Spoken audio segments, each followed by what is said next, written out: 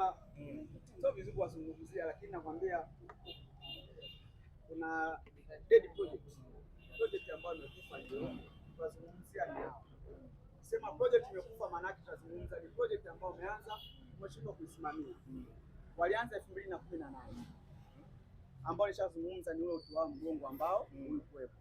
18 walichukua wachezaji ambao nafahamu, akina Manula, akina Lesonyoni, wakina Boko na nini, ipo ni project yao. Baada ya pale katika project baada ya kutengeneza ile project, baada ya waanze kusurvive wakashindwa kusurvive.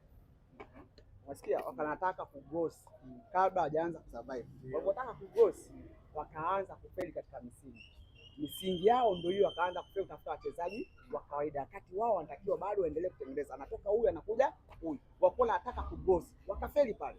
Baada ya kufeli pale wakashinda kujitathmini kuangalia project, tumefeli, tufanyaje tutoke hapa kwenda mbele zaidi.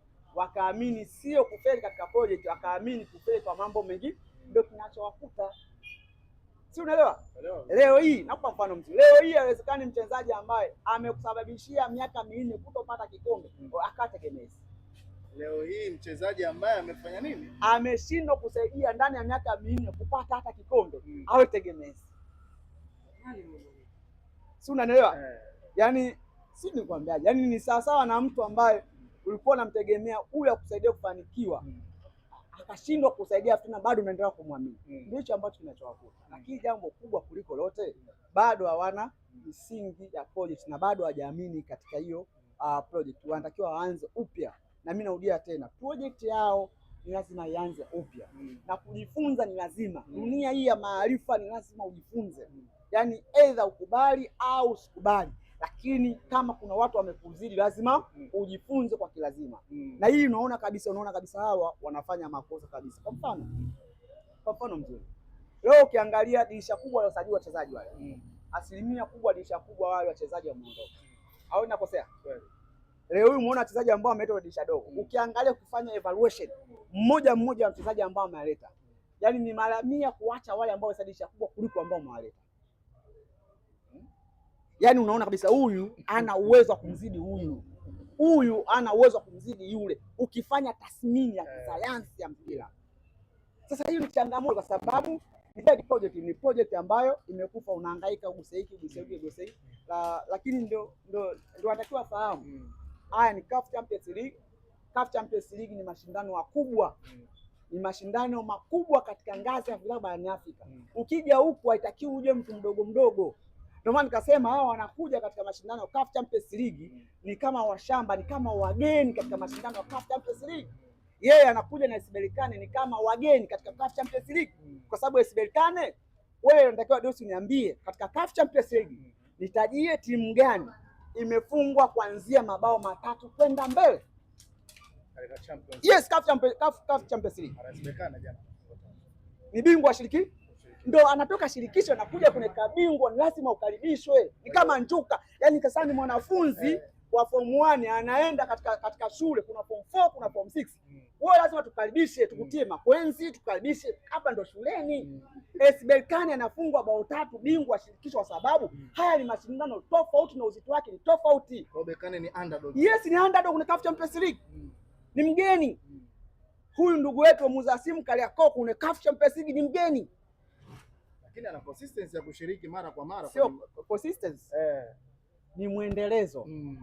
Wewe unataka niambie, unajua maana muendelezo? Naelewa vizuri. Muendelezo maana yake unatoka leo, unafanya kesho na kesho kutwa. Brother katika maisha yake yote hayo hakuwahi kwenda mara 3 mfululizo. Katika maisha yake yote tangu ameumbwa, tangu mwaka 36 hakuwahi kwenda mara 3 mfululizo. Mfano mzuri 2019 relax. Ameenda 2018 anafungwa bauni na TP Mazembe. Si ndio? 19 hatua ya kwanza Chali na Udisongo. Au mshasahau? Akaenda 19-20. Akaenda baadaye akakutana 2021. Akakutana John Galaxy. Au mshasahau anatolewa hapo. Anashinda kule 2-1 hapa 3-1 hapa. John Galaxy anatoa, anaenda kuna shirikisho. Kwa hiyo ana consistency ya kwenda mfululizo.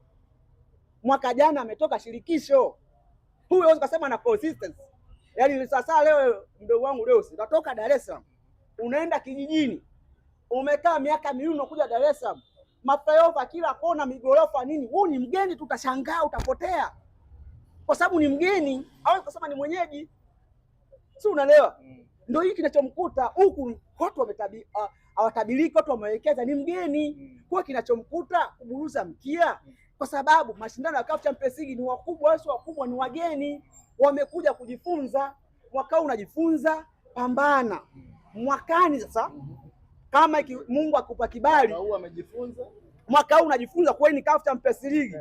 Kwa usimcheke mtu wa CAF Champions League umepata pointi moja, kwa mshukuru Mungu. Mwaka huu umepata pointi moja, mwakani ujitahidi upate pointi 2, ushike nafasi, unakuwa taratibu.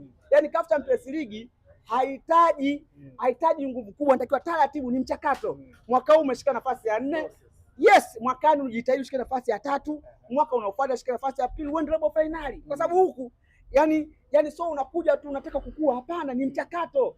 Berkane kinachomkuta sasa hivi huu maana ni ukubwa CAF Champions League. Ndio hiki kinachowakuta ndugu zangu, kwa anatakiwa waelewe. Sasa cha muhimu ni nini?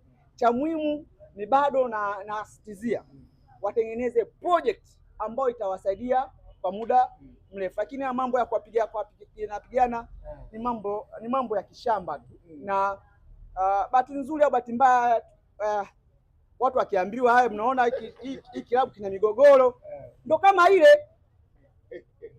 hauna kosea, ndio migogoro hiyo. Yaani mtu anakuja kumwamba mwenyekiti, watu wanaangalia, sio? Ndio migogoro hiyo. Yaani ukaambiwa hii timu na migogoro, ndio hiyo. Lakini ukiambiwa wanasema hatuna migogoro. Lakini jana mmejionea wenyewe, mwenyekiti anachaguliwa na watu, anataka kupigwa hadharani. Ni baba wa mtu, mbunge mstaafu wa Kilwa, ana familia, wanampotezea utu na heshima yake. Hiyo ndio timu yenye migogoro. Mwalimu, tuzichange karata za Young Africans kufuzu kuelekea hatua ya robo finali. Swali la kwanza, lakini je, pili, kwa kumalizia, unamuona nani kuelekea hatua ya robo finali kwenye wawakilishi kutokea katika ardhi ya Tanzania? Simba Sports Club, Young Africans, Singida Black Stars pamoja na Azam FC. Nani unamuona kuelekea hatua ya robo finali? Tuzichange karata kwa kila mwakilishi. Sasa hapo Azam biashara yao ilishia jana. Azam biashara yao imeshia jana. Sikiliza kama anaenda. Sikiliza, sasa mnapochukua 3 za Sikiliza, ana 6. Ana 6 sasa. Si ndio?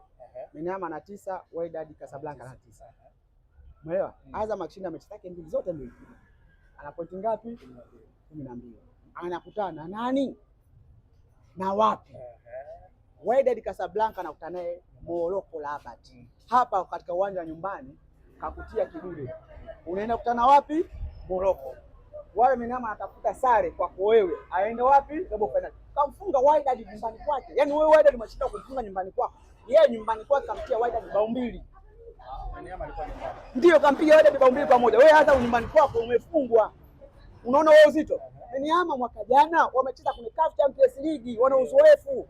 Timu imetoka kwenye CAF Champions League, ikija kwenye shirikisho, hawa ni size yake anaruka nao, kwa sababu wana uzoefu. Mashindano ya CAF Champions League ni makubwa kuliko shirikisho. Amekuja shirikisho, vitimu kama Azam, siu nani, Wydad ambao wamezoea kushirikisho, hawa anaruka nao na wafunga. Wewe Azam ndio unakuja kwa mara ya kwanza tangu umeungwa 2008 kule tumbo lako, ndio mara ya kwanza unaingia katika group stage. Ni lazima mchakato uanze kukua. Leo utashika nafasi ya 3, mwakani ujitahidi uende shirikisho, labda ushike nafasi ya 2, lakini ni mchakato. Haiwezekani yani leo kama leo unatoka sasa hivi Ulaiani ukaenda Mabusu ukae Meja. Haiwezekani, ukanya pala. Haiwezekani. Lazima Mabusu akupokee kwanza. Wewe kaa kidogo, kaa miezi 3 4, ulimelima utoe vilungu nini, sio baadaye ndo unakuwa ndani. Sasa wale ambao wale wakubwa mule baadaye ndo unakuwa ndani nyapa. Haiwezekani. Kwa hiyo ni changamoto ambayo hiyo nao wameishia hapo biashara.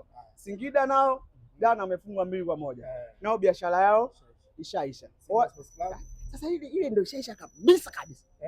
Yaani wao biashara yao ilishaisha tangu mechi ya kwanza tu, kwa sababu kama unashindwa kutumia home advantage uwanja nyumbani kupata matokeo, wewe timu hauwezi kutoboa katika mashindano ya CAF Champions League. Si unaweza siwi. Sasa wale biashara yao imeshaisha, kwa sababu jambo la kwanza ukiangalia kundi lao jinsi ilivyo, wale wote wale Petro Atletico, Stade Malini, Expert Tunisia, wale wote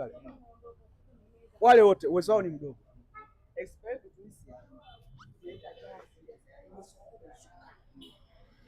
walisia uwezo wao. Sasa kama yule